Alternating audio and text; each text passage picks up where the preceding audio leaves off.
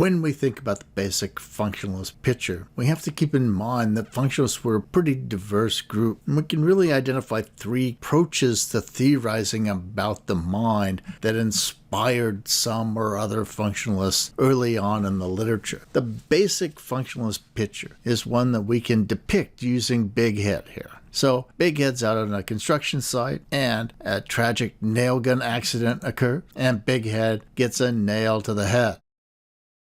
This stimulus causes Big Head to enter a state, pain. That state then causes loud noises.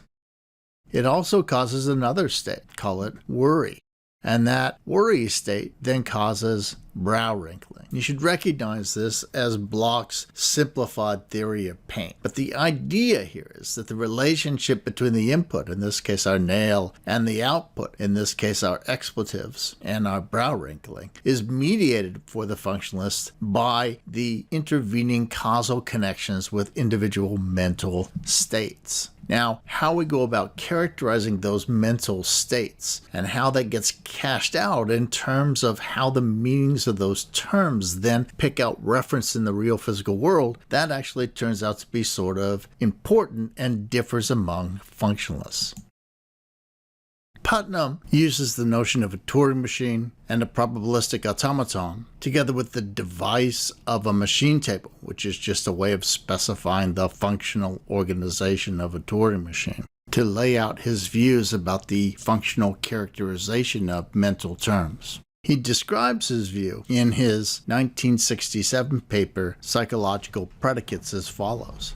Brain state theorists must specify a physical-chemical state such that any organism is in pain if and only if A. it possesses a brain of suitable physical-chemical structure, and B. its brain is in that physical-chemical state. The physical-chemical state must be a possible state of a mammalian brain, a reptilian brain, a mollusk's brain, octopuses are mollusca, and certainly feel pain, etc. At the same time, it must not be a possible state of any physically possible creature that cannot feel pain, even if such a state can be found. That is a physiochemical state that satisfies his conditions. It must be nomologically certain that it will also be a state of a brain of any extraterrestrial life capable of feeling pain before we can even entertain the supposition that it may be a pain. In other words, for Putnam, the goal of our psychological theory is really to characterize pain in a way that sheds all our anthropocentric preconceptions, so that no matter what creature we encounter, our theory will be able to appropriately taxonomize its nociceptive capacity and offer appropriate explanations and predictions based upon that taxonomy.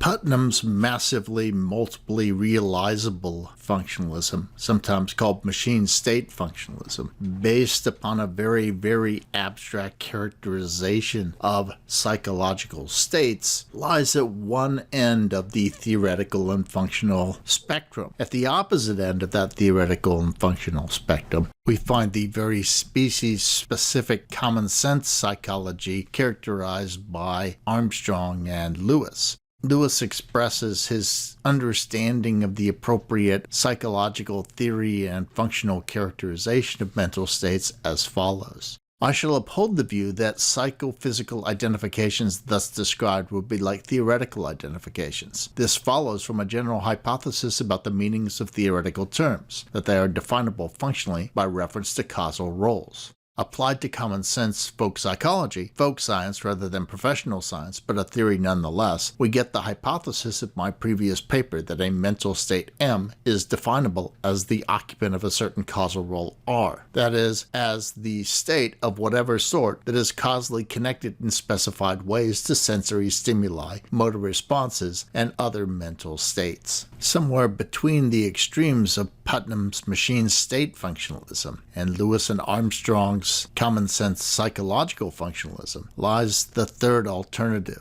Many functionalists frame their theory in terms of a futuristic general psychology. That is, the sort of psychology that we might develop in the future that applies to a wide range of organisms, all capable of experiencing certain types of mental states. Now, interestingly, all three groups eventually opt to follow Hempel and Carnap's general approach in the philosophy of science and adopt a technical tool from Frank Ramsey when defining mental terms functionally. Specifically, they all eventually converge on the use of Ramsey sentences to allow theorists to define all of the non-observational terms in a theory by using the theory itself to formulate a definite description for the mental terms. Because of the ubiquitous nature of appeals to Ramsification in the functionalist literature, it does behoove us to go over Ramsey sentences and Ramsey correlates so that you'll have a basic understanding of the ideas and techniques. The formalism involved is really model theoretic formalism, and so it's slightly more sophisticated than the first-order predicate logic that you might have gotten in your 270 classes. But don't despair. I'm going to go over the Ramsey correlates in a separate module, and I'm not going to require that you have great facility in understanding them. What I really want is for you to get the gist of what they try to do. Now, there are three important things to remember about Ramsey sentences. First, they're a formal mechanism allowing one to understand how theorists can define mental or other theoretical terms, even if Chisholm is right about the interconnectedness or holistic nature of our mentalistic conceptual scheme.